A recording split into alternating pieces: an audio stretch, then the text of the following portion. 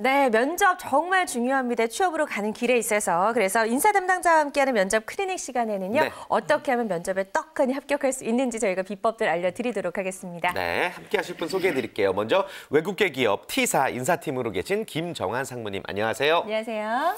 네, 안녕하세요. 김정한입니다. 면접관의 귀를 쫑긋하게 하는 면접 비법 전해드리겠습니다. 네, 좋습니다. 자, 그리고 청년 취업의 해결사십니다. S사 CEO로 계시는 노경원 대표님도 함께합니다. 어서 오세요. 안녕하세요. 네, 반갑습니다. 안녕하세요.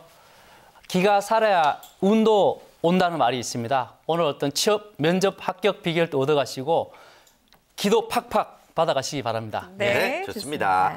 자, 그리고 이분은 이제 저희 소개 멘트가 바뀌었어요. 네. 원래는 이제 대기업 인사 담당자로 계셨었는데 예. 취업 컨설턴트로 제2의 인생을 시작하신 분입니다. 한국경력개발진흥원 김정기 전문위원, 안녕하세요. 어서 안녕하십니까. 오세요. 반갑습니다. 네. 네, 2015년에 처음 뵙죠. 예. 그러니까요. 네.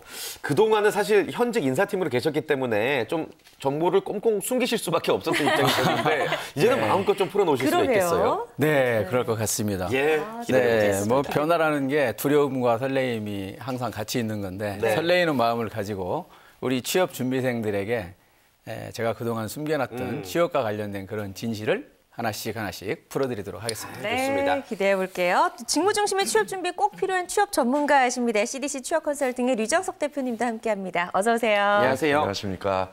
오늘 왠지 이렇게 기분이 좋습니다. 남자만 4명, 그리고 우리 김태진 MC 포함해서 남자 5명의 통일점 박서진 아나운서 모시고 네. 오늘 방송도 한번 즐겁게 해보겠습니다. 네, 예, 좋습니다. 자, 화기애애한 분위기에서 오늘 본격적으로 시작해 볼게요. 주제를 공개해 주실까요? 네, 자, 오늘의 주제는요. 핵심 직무 역량 평가에 따라 달라지는 면접 전형입니다.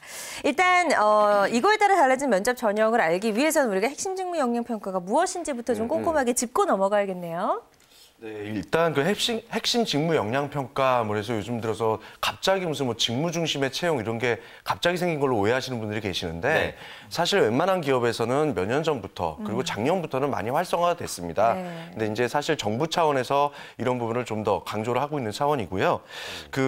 국가 직무 능력 표준이라고 지난 시간에 다뤘지만 그거에 따라서 직무별로 적합한 인재들을 발굴하기 위한 평가 모델입니다. 네. 그러니까 기존에는 자격증이라든지 영어 점수라든지 그다음에 필기시험, 그다음에 출신 학교 이런 스펙 중심의 기존 지원서를 이제 아예 없애고 역량 중심의, 그러니까 직무에 맞는 역량 중심의 직무 기술서 중심으로 앞으로 이제 평가를 하겠다라는 부분이고요. 서류뿐만이 아니라 이제 면접에서도 획일화된 면접 방식이 아니라 각 직무 특성에 맞는 그런 차별화된 면접을 시행하려고 하고 있습니다. 네, 그렇군요. 기존에는 사실 어떤 지원자의 이미지나 이제 스펙이나 학벌에 따라서 조금 선입견이 생길 수도 있었는데 면접 때 역량 면접은 이런 점을 좀 어느 정도 보완을 해주겠죠? 네, 맞습니다. 말씀하신 대로 비구조화 면접에서 오는 그런 이제 오류들을 이제 방지하거나 또는 보완하기 위해서 나온 것이 이제 구조화 면접, 바로 역량 면접이라고 합니다. 이걸 흔히들 따지고 또 따진다고 해서 따따면 또는 이제 꼬리에 꼬리를 무는 면접이라고 해서 꼬꼬면이라고도 하는데요. 취업 준비생들 입장에서 보면 이건 너무 압박 면접이 아닌가라고 좀 부담을 느낄 수도 있겠지만 기업 입장에서는 취업 준비생들의 어떤 과거 사례나 경험들을 통해서 미래의 행동이나 또는 성과들을 예측할 수 있기 때문에 앞으로 더욱더 이 역량 면접을 도입하는 기업들은 증가하지 않을까 생각합니다. 네. 지금 이제 현재 롯데그룹, SK그룹, 두산그룹, 오리온 등에서 이제 역량 면접을 활발하게 실시를 하고 있다고 합니다. 그 밖에도 굉장히 많은 기업들이 이 핵심 직무 역량 평가 모델을 도입을 하고 있는데요. 전 직장이시죠? 오리온에서는 그럼 어떻게 이걸 도입을 해서 어떻게 역량 면접을 진행을 했었나요? 네네, 오리온의 역량 면접에 대해서 말씀드리겠습니다. 오리온은 2000년부터 직무급을 도입한 회사이고 2011년부터 역량 중심의 면접을 시행하고 있는 회사입니다. 입사 지원서도 역량 중심으로 역량을 중점적으로 기술하도록 구성이 되어 있고요. 오리온의 면접은 3단계에 걸쳐서 진행이 되는데 1차는 직무 역량과 관련돼서 직무 적합성을 판단하는 면접, 2차는 조직의 적합성을 평가하는 공통 역량, 3차는 인성을 평가하는 동기 적합성, 이렇게 3단계에 걸쳐서 면접을 실시를 하고 있습니다. 이렇게 말씀드리면은 그러면은 직무 역량 면접이 뭐야? 궁금하실 것 같아서 구조화된 직무 역량 면접에 대해서 그 구성 요소를 4가지를 말씀드리면 네. 첫 번째는 회사가 원하는 역량 항목이라는 게 있어요. 그리고 역량 항목을 파악하기 위해서 도입 질문을 하고 도입 질문에 따라서 방금 우리 김상무님께서 말씀하신 것처럼 탐침 질문을 꼬꾸면 방식으로 하게 되죠. 그래서 그 탐침 질문이라는 것이 구체적인 상황에서 어떤 행동을 했고 어떤 결과를 만들었고 그러한 결과들이 회사에 어떻게 기여를 했고 그러한 결과를 통해서 내가 어떤 거를 배우고 느꼈는지 이러한 것들을 질문을 하는 것이기 때문에 우리 그 면접자들 입장에서는 꼬치꼬치 따지는 걸로 생각을 할 수 있으나 한 가지 반드시 기억하셔야 될 사항은 역량 면접은 암기로 되는 게 아닙니다. 그렇죠. 본인의 과거의 행동 사례, 나의 경험을 그걸 그대로 있는 그대로 현재 상태에서 재현시키는 것이다. 이렇게 이해를 하시면 될 것 같아요. 그래서 내가 가지고 있는 과거의 습관이 미래에 내가 할 수 있는 행동에 대한 것을 예측하는 면접이기 때문에 오리온에서도 제가 지금 말씀드린 대로 그런 면접을 실시하고 있습니다. 그래요. 네. 그 김정기 부장님 시절 때보다 훨씬 더 전문적이고 아주 임팩트 있게 말씀을 멋지게 잘 해주시는데요. 그렇습니까? 좋습니다. 아주 좋은 꿀팁 하나를 네. 이렇게 얻었고요. 그렇다면 그런 경험에 대한 질문을 어떤 방식으로 하는지 우리 또 노경환 대표님께 여쭤볼까요? 네. 우선 여러분 이력서나 자기소개서를 내게 되면은 이력상에 나타난 어떤 경력을 보고 이 질문을 던지게 됩니다. 만약에 여러분들이 이력서상에 어떤 인턴이나 아르바이트를 했다고 했는데 그러면은 이제 구체적으로 어떤 무슨 일을 했고 그다음 어떤 역할을 했으며 그걸 통해서 어떤 것을 얻었느냐. 그리고 또 가장 힘들었던 적이 언제고 거기에 대한 어떻게 본인이 극복했느냐 이런 질문을 던지게 되고 이런 질문을 통해서 지원자가 어떤 열정이 있는지 그다음에 리더십이 있는지 창의성이 있는지를 파악을 하게 됩니다. 그래서 답변할 때는 반드시 내가 지원한 직무에 초점을 두고 어떤 언급을 해야 되고 예를 들면 어떤 리더십 역량이라면은 제가 인턴을 하면서 팀 과제가 부여가 됐는데 제가 손을 먼저 들고 제가 팀장 역할을 스스로 맡게 됐고 예산도 부족하고 인력도 부족해서 팀원들이 다 도망가려고 했는데 제가 이런 방법으로 여러 가지 방법으로 팀원들을 추스려서 프로젝트를 완성하고 우리 팀이 최우수 프로젝트상을 받았다. 이런 식으로 언급하게 되면은 평가자가 이렇게 리더십이 있구나 이렇게 판단하게 되는 거죠. 그렇군요. 예. 그래서 지금부터는 이제 역량 면접의 다양한 정말 예시 질문들을 한번 살펴보도록 할 텐데요. 뭐 리더십을 발휘한 경험이 있는가를 비롯해서 이렇게 다양한 질문들이 나온다고 합니다. 또 마지막에 이제 리더를 하면서 아쉬웠던 점 무엇인가까지 이렇게 다양한 질문들이 나온다고 하는데 이런 질문에 어떤 방법으로 대답을 하는 게 가장 좀 좋은 점수를 얻을 수 있을까요? 네, 저도 사실 저렇게 꼬치꼬치 따지는 면접을 접하면 굉장히 당황할 것 같습니다. 하지만 3가지 팁이 있습니다. 첫째는 우선 질문의 의도를 잘 파악을 해야 됩니다. 예를 들어서 화면과 같이 조금 전 리더십에 대한 질문이 나왔다면 그 지원자가 자기소개서를 통해서 자기의 강점으로 리더십을 강조했거나 또는 정반대로 면접관이 보기에 저 후보자는 지원자는 리더십이 조금 부족할 것 같다. 그렇게 해서 리더십에 대한 심층 면접이 나올 수 있고요. 또 두 번째로는 답변을 하실 때는 꼭 지원 직무와 관련된 그 역량을 염두에 두고 답변을 하셔야 되고요.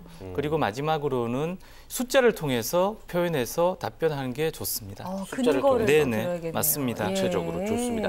그럼 앞서서 이제 자막에 나갔는데 질문 몇 가지가 있었잖아요. 이 중에 하나만 좀 예를 들어서 좀 설명해 줄 수 있을까요? 네, 질문이 몇 가지 나왔습니다만 그 중에 5번이었습니다. 5번 질문. 네네, 5번이 이제 당시 어려움을 어떻게 해결했는가라는 질문이었는데요. 사실 이게 어떻게 보면 핵심 질문이라고 할 수 있습니다. 그 방법을 알고 싶거든요. 그렇게 해서 얻은 게 무엇인가? 이걸 이제 회사는 알고 싶은데요. 제가 하나의 사례를 말씀드리면 뭐 이렇게 답변할 수가 있습니다. 매년 12월에 있는 동아리 선후배의 날 행사가 선배들의 참석 저조로 폐지 위기에 놓였을 때 불참 이유 등을 파악해 보았습니다. 그랬더니 12월은 송년회가 많고 또 매일 한 통 달랑 받고 참석하려니 별로 내키지 않아서라는 답변이 많았습니다. 그래서 12월에서 11월로 행사 일정을 조정하고 담당을 정하여 선배들에게 맨투맨으로 메일과 카톡 그리고 전화로 안내드리게 했습니다. 그 결과 선배들의 참석률이 이제 작년 20명 정도 수준에서 40명으로 약 100% 이상 증가한 성과를 올렸고 동아리 그렇죠.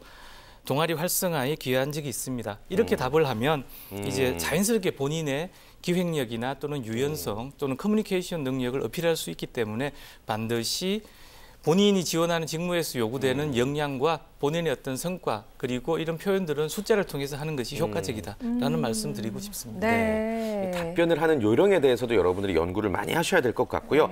어찌됐건 이 역량 면접이라는 게 이제 지원자 입장에서 굉장히 부담스럽습니다. 근데 좀 정리를 한번 해주실까요? 어떻게 대처를 하는 게 좋을까요? 네, 두 가지로 답변 드리겠습니다. 네. 네, 일단 첫 번째, 그 질문에 대해서 각 꼬치꼬치 캐묻는 질문에 대해서 바로바로 답변을 두 가지식으로 먼저 하십시오. 네. 그리고 나서 사례를 들으시는 게 가장 맞고요. 네. 두 번째로는 그 바로바로 즉답을 하지 마시고요. 좀 생각을 하면서 말씀을 하시기 바랍니다. 면접관이 싫어하는 게 질문들을 요즘 시중에서 많이 팔고 있는 면접 족보 이런 걸 외워왔다고 생각하는 면접관들이 있습니다. 그렇기 때문에 생각을 해가면서 두 가지식으로 답변을 하시고요. 그다음에 마지막으로는 보통 이제 자기소개서 쓴 근거를 토대로 질문을 하기 때문에 그 자소서에 본인이 경험하지도 않은 것을 보통 시중에 팔고 있는 그런 무슨 자소서 이런 데서 모범 사례를 마치 자기 것이냐 그렇게 쓰는 학생들이 꼭 있어요. 그럼 이제 그걸 아무리 봐도 좀 거짓 같으니까 그걸 꼬치꼬치 캐묻습니다. 그랬을 때 이제 그 탈락의 함정에 빠지게 되는 거고요. 결국엔 또 여기서 나온 얘기가 세계 교집합, 제가 예전부터 늘 강조하는 이 세계 교집합을 꼭 찾으셔야 되는 게 그 직무에 필요한 역량뿐만이 아니라 자질까지도 정확하게 파악을 하셔서 본인의 경험에서 매칭을 시키고 하필 그 직무를 왜 우리 회사에 와서 하려고 하느냐, 우리 회사에서 어떤 각오로 일할 거냐 그런 부분이 그 세계 교집합에서 반드시 나와주셔야만 합니다. 네. 예. 그리고 또 그 기업의 인재상에 대해서 명확하게 알고 있어야지만 이 역량 면접에서 고득점을 또 받을 수가 있다고 하는데요. 인재상에 대해서 물어보는 질문은 또 어떤 유형이 있는지도 파악하는 게 좋을 것 같고 어떤 준비를 하는 게 좋을까요? 취업 준비생들은? 네, 인재상 말씀드리기 전에 일단 역량은 직무 역량과 공통 역량 두 가지가 있습니다. 그래서 직무에 필요한 역량이 있고 그다음에 모든 지원자, 현재 근무하고 있는 어떤 직원을 포함해서 어떤 신입 지원자한테 필요한 그런 역량을 공통 역량을 하는데 이 공통 역량이 바로 기업에서 인재상이라고 얘기를 합니다. 그래서 이번 인재상을 조사하다 보니까 저희 기업하고 롯데그룹 기업하고 인재상이 거의 일치하더라고요. 네. 그래서 예를 들면은 첫 번째 실패를 두려워하지 않는 도전적인 인재, 그다음 두 번째는 끊임없이 자기 개발하는 인재, 또 협력과 상생을 아는 인재 이렇게 돼 있습니다. 근데 이제 도전적인 인재임을 하기 위해서는 어떤 실패 경험을 이야기 한번 해보라. 역경을 어떻게 극복을 했고 얻은 교훈이 무엇인지를 이야기해보라고 하게 됩니다. 그래서 여러분들은 인재상에 대한 어떤 준비는 어떤 지원하는 기업의 인재상에 관련되는 경험과 스토리를 준비하시고 이를 통해서 얻는 역량을 잘 준비하시면 되고 앞에서 어떤 제가 언급했던 어떤 도전적인 어떤 라면 국토재장정이라든가 마라톤 역경을 극복한 사례를 잘 부각시키면 됩니다. 그래서 여러분들이 이제 제가 팁을 드리면은 고등학교 때 지금까지 액티비티를 사건들을 쭉 나열해 한번 해보세요. 뭐 축구 동아리 했다, 뭐 서클 할 때 오른쪽에는 역량을 쭉 나열해 보면은 그걸 나중에 필요할 때 매치시키면은 이렇게 그 회사에 필요한 역량을 적용을 시키면 될 것 같습니다. 결국은 이제 경험이 또 그만큼 중요하고 경험을 어떻게 풀어내느냐 나름인 것 같은데 직무 관련해서 뭐 교내외 경험이라든지 각종 경험이라든지 인턴 경험 등이 많이 도움이 되죠. 도움이 되죠. 네. 직무와 관련해서 방금 말씀하신 그런 자질들, 기본적인 자질들 매우 중요합니다. 자질이라고 하는 것이 일을 수행하는 데 필요한 실력이나 능력을 이야기하는 거고 나무로 따지면은 뿌리와 같은 게 자질입니다. 그래서 우리 취업 준비생들이 이 자질을 향상시키고 키우는 노력을 해야 되는데요. 방금 우리 김태진 MC가 말씀하신 그런 기본적인 내용에 제가 조금만 보완해서 말씀드리면 학내 활동 요것과 관련해서 전공적인 공부를 학교에서 하기 때문에 먼저 독서가 좀 필요해요. 근데 독서를 스팟으로 일회성으로 할 게 아니고 독서 계획을 가지고 직무와 관련된 독서를 체계적으로 해나가는 방법, 그리고 본인이 진입하고자 하는 그 직무에 모델이 되는 사람, 롤모델을 찾아가서 인터뷰를 하고 인터뷰한 내용을 본인이 기록을 하면서 그 당시에서 느꼈던 느낌을 느낌 일기로 기록을 하면서 관리를 하는 방법도 도움이 될 것 같고요. 그다음에 학습 동아리, 같은 관심을 가지고 있는 그 학생들끼리 모여서 최근 트렌드에 대해서 같이 공부를 하고 각자가 가지고 있는 경험을 나누면서 확장시켜 나가는 사고를 확장시키는 이러한 그 지속적이고 반복적인 직무와 관련된 활동들이 네. 결국에 좋은 자질을 만드는 좋은 습관을 만들어줍니다. 그래서 결국에 좋은 습관을 가진 사람이 좋은 자질을 만들게 되고요. 정리해서 말씀드리면 습관은 사람이 만듭니다. 그리고 사람이 만든 습관이 여러분의 취업을 성공으로 이끌어주고 인생을 성공으로 이끌어줍니다. 그래서 반드시 좋은 습관을 가질 수 있도록 계획을 가지고 꾸준히 노력하기 바라겠습니다. 예, 정말 하루아침에 이루어지는 건 아무것도 없는 것 같다라는 그쵸. 생각이 좀 듭니다. 자, 그런데 직무에서 요구하는 역량과 내가 갖고 있는 성향이나 자질이 약간 맞지 않을 경우가 있어요. 이럴 때 본인의 단점을 또 잘 커버를 해야 되잖아요. 어떤 방법이 좋을까요? 저는 역설적으로 예. 지원 직무에서 요구되는 역량과 본인의 성향이 맞지 않다면 거기에 개선을 해서 맞추려고 하기보다는 네.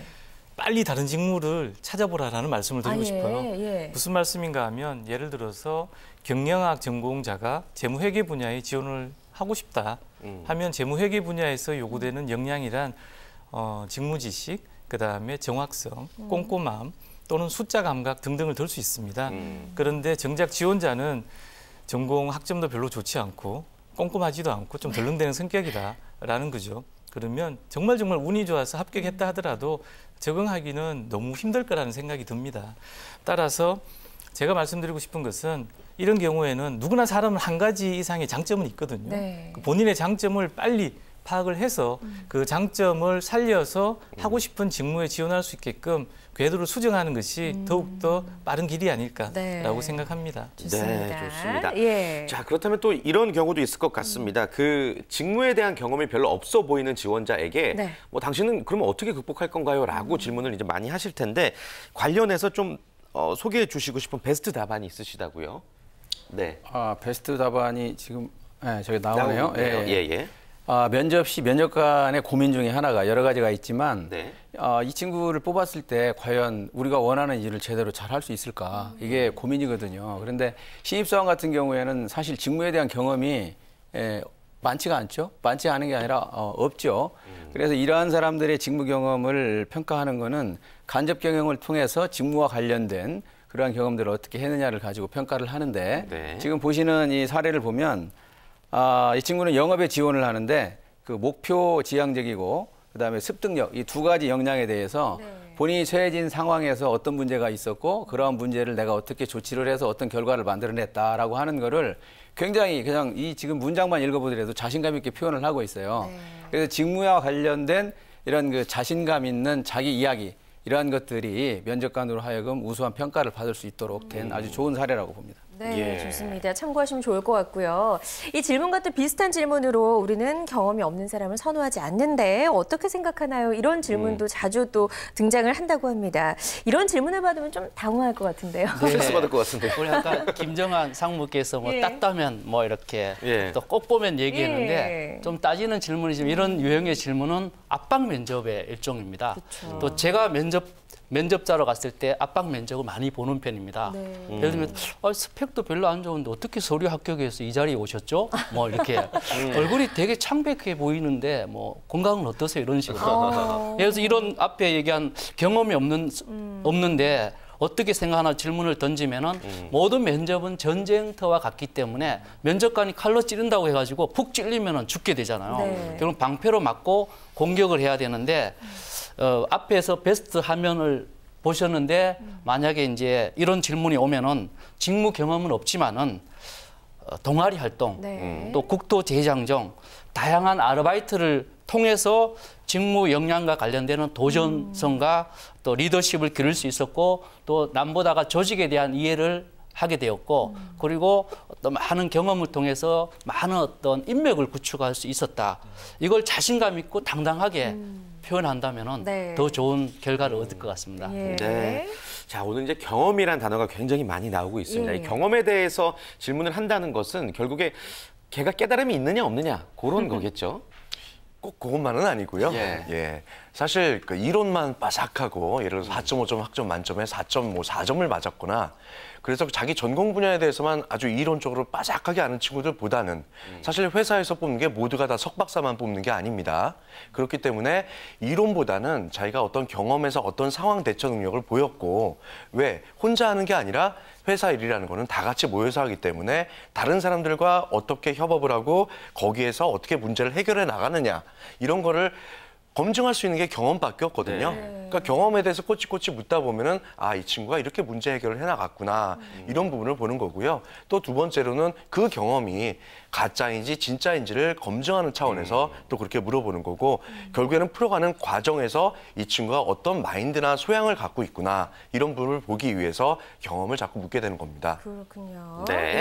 예. 자, 계속해서 또 취업 준비생들의 고민을 또 해결해드리는 시간, Q&A 시간도 가져보겠습니다. 오늘도 네. 다양한 질문들 보내오셨죠? 그렇습니다. 첫 번째 질문부터 좀 바로 네. 받아보도록 할게요. 나만의 독특한 경험을 엑셀이나 일기로 매일매일 정리하는 습관이 좋을까요? 라는 질문이 왔는데 조금 당연한 질문 같네요. 뭐 나쁩니다라고 할 수도 없고.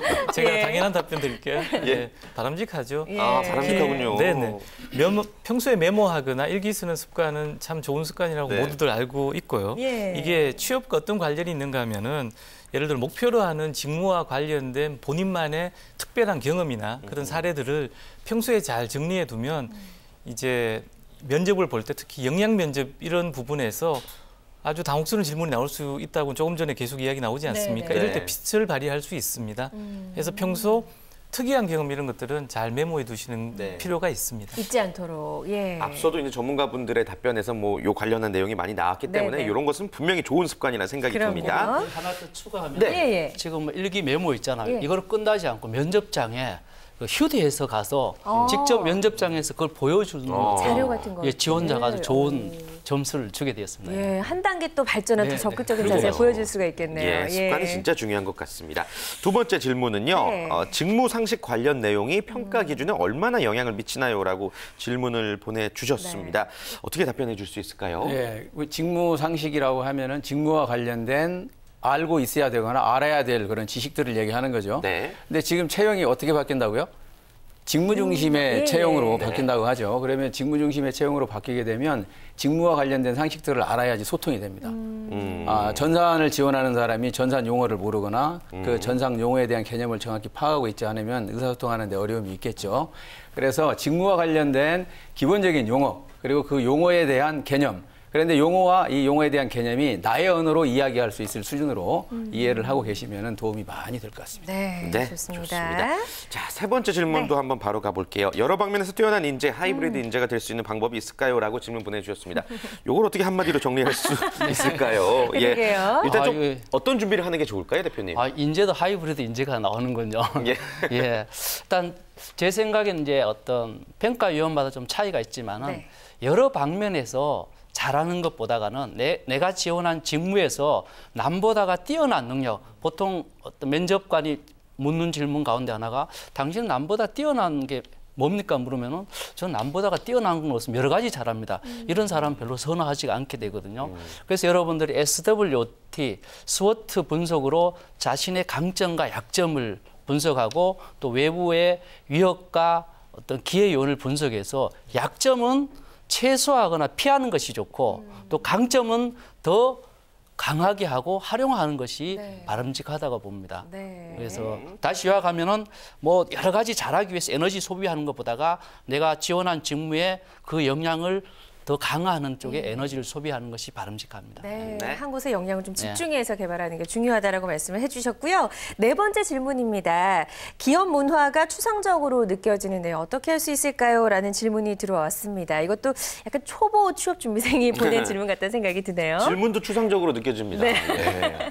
일단 기업 문화에 대해서 좀 알고 가는 게 좋은데요. 예. 그 기업 문화를 사실 제일 가장 좋은 거는 전현직 근무자들 직접 대면해서 만나는 게 좋지만 그쵸, 예. 사실 현실적으로 많이 불가능합니다. 하지만 여러분들이 느낄 수 있는 방법이 있습니다. 그 회사 주변에 점심시간에 가서 식사를 한번 해보십시오. 그럼 그분들의 표정이라든지 그분들의 대화 내용 같은 걸 좀 참조하시면 되고요. 또 두 번째, 좀 더 진솔한 걸 느끼고 싶으면 저녁 퇴근 시간에 맞춰서 그 회사 근처에 술집을 한번 가보십시오. 그래서 옆에 여자친구라든지 남자친구와 같이 술을 한잔 하면서 거기에 모여있는 사람들이 얘기하고 있는 내용들, 물론 대부분이 뒷담화가 많습니다. 하지만 거기에서 그 사람들의 표정을 보고 읽을 수가 있고요. 예. 이렇게 느끼는 것 외에도 여러분들이 홈페이지에 들어가서 뭐 인재상이나 이런 것만 보지 마시고 네. 가셔갖고 지속가능 경영 보고서라든지 또는 회사의 사보가 올려있는 데가 있습니다. 그런 걸 참조하시고 또 CEO가 보통 지금 1월 1일자로 대부분이 신년사를 발표를 했습니다. 거기서 신년사에서 느낌을 얻을 수도 있고요. 또 CEO 스코어 델리라는 사이트가 있습니다. 거기에 보면 각 업종별로 그 내용들이 그 기업별로 좀 정리가 잘 되어 있으니까 그런 자료들을 참조하시는 것도 상당히 도움이 됩니다. 네, 꼭 좀 참고를 하셔서 기업 문화도 잘 파악을 해보시기 적극적으로. 바랍니다. 네, 자 오늘 소중한 말씀해주신 네 분과는 여기서 인사 나누도록 하겠습니다. 고맙습니다. 네, 고맙습니다. 고맙습니다.